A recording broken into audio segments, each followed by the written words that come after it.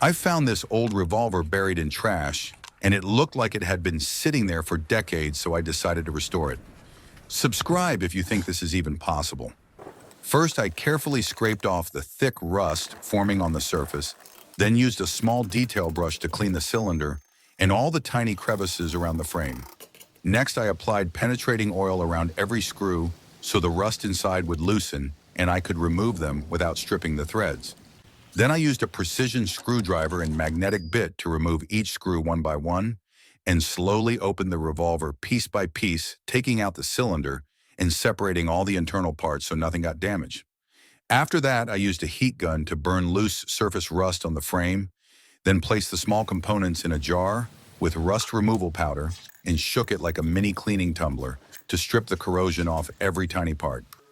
Now I cut sandpaper into small pieces and used it to remove rust from each component, taking my time to polish every surface.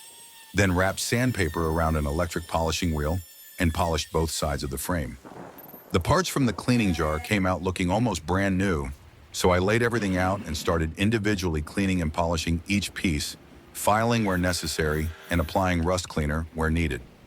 Then I began refinishing the metal using a silver spray coat on the parts that were originally steel and repainted the trigger for a clean finish. Next, I placed the wooden grip panels inside a jar with conditioning oil and varnish and set it on a rotating machine almost like a tiny washing machine to strip old grime and restore the wood. While that was happening, I disassembled the cylinder and cleaned every chamber, then soaked it in rust remover until the metal was restored.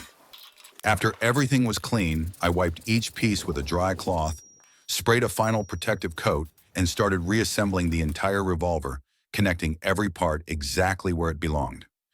Piece by piece, it came back together, and honestly, it looks like a completely new revolver, not something abandoned in trash for years.